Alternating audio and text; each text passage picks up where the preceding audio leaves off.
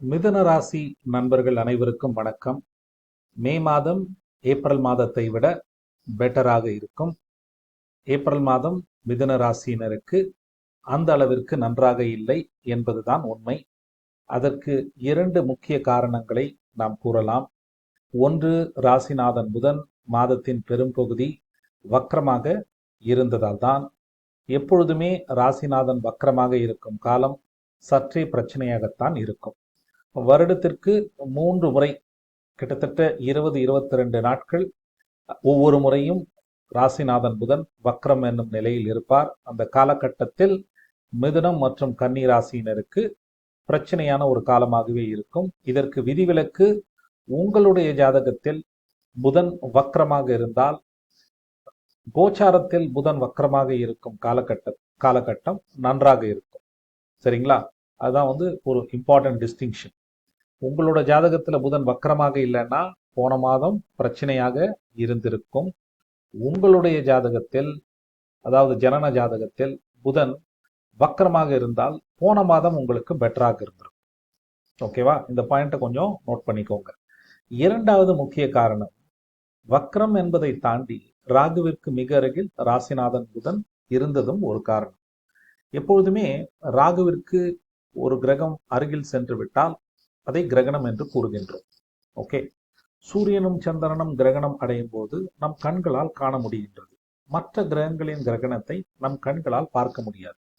அதனால் கிரகணம் நடக்கவில்லை என்று நம்மால் எடுத்துக்கொள்ள முடியாது. கிரகணம் கண்டிப்பாக நடக்கின்றது. கிரகணம்னா என்ன? அந்த கிரகத்தை ராகு முழுவதுமாக ஆட்கொள்கின்றார். அதுதான கிரகணம். ஓகே, சாப்பிட்டுறார். அப்படிதானே நம்ம கதை சொல்றோம். ஸோ கிரகணம் எந்த ஒரு கிரகத்துக்குமே நல்லதில்லை.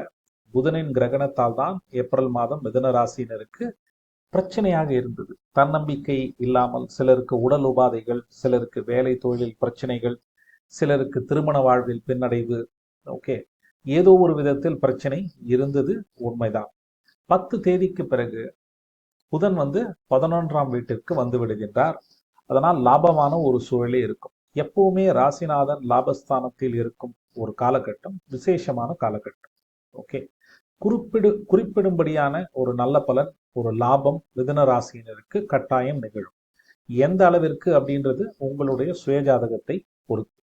ஏன் கட்டாயம் நடக்கும் என்று கூறுகின்றேன் என்றால், ராசிநாதன் புதன் தனியாக 11இல் இருக்க போகின்றார். பொதுவாகவே புதன் மற்ற கிரகங்களோடு தான் சேர்ந்து சஞ்சாரிப்பார். தனியாக இருப்பது அத்தி பூத்தார்போல் எப்பொழுதோ நடக்கக்கூடிய ஒரு விஷயம்தான். நீங்க பாத்தீங்கன்னா பல ஜாதகங்களில் புதன் மற்ற கிரகங்களோடு சேர்ந்துதான் இருக்கும். புதன் தனியா இருக்க கிரகத்தை பார்க்கறது ரொம்ப ரேர். ஓகே, தனியா இருக்கிறது நல்லது எப்பவும். ஓகே, புதன் ஒரு சுப கிரகம், பேசிக்காவே ஒரு சுப கிரகம். மற்ற கிரகங்களோடு சேரும்போது தான் சுபம் அசுபம் என்று அவர் மாறுகின்றார்.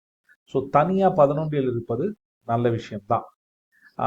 இன்னொரு ரீசன் பார்த்தீங்கன்னா, புதனின் நண்பரான சுக்கிரன், முக்கியமான நண்பர், பிரைமரி ஃப்ரெண்ட், அவர் ஆட்சி என்னும் நிலையில் இருக்க போகின்றார். முதல்ல 11ல் இருக்கார், அப்புறம் 12ல் இருந்தாலும் அவர் ஆட்சி என்னும் நிலையில் தான் இருக்க போகின்றார். இதுவும் ஒரு சந்தோஷமான ஒரு சூழல், முன்னேற்றமான ஒரு சூழலை குறிக்கின்றது. அவர் 12ல் இருந்தாலும் என்ன சுப செலவு ஏதாவது இருக்கும், மற்றபடி பெரிய பிரச்சனை எதுவும் இருக்காது. ஓகே, பொதுவாகவே சுக்கிரன் ஆட்சியாக இருக்கும் காலகட்டம் மிதுனத்துக்கு ஒரு நல்ல ஒரு நிலை தான். ஓகேங்களா? அது கொஞ்சம் மனதில் வைத்துக் கொள்ளுங்கள். இன்னொரு முக்கியமான விஷயம் பார்த்தீங்கன்னா, 6க்குடைய செவ்வாய் ராகுவிடம் கிரகணம் அடைய போகின்றார். ஸோ கடன் நோய் எதிரியை குறிக்கக்கூடிய செவ்வாய் ராகுவிடம் கிரகணம் அடைவது நல்லதுதான்.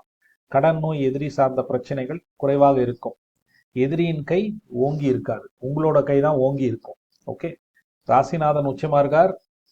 எதிரியை குறிக்கக்கூடிய கிரகம் ராகுவால் கிரகணப்படுகின்றது. ராசிநாதன் 11இல் தனியாக இருக்கின்றார். ஸோ அதனால எதிரியின் கை கண்டிப்பாக ஓங்கி இருக்காது, உங்களுடைய கைதான் ஓங்கி இருக்கும். சரிங்களா? இந்த மாதம் கடன் நோய் பிரச்சனைகள் தீர்வதற்கும் ஒரு நல்ல வாய்ப்பு கிடைக்கும். அதை பயன்படுத்தி கொள்ளுங்கள்.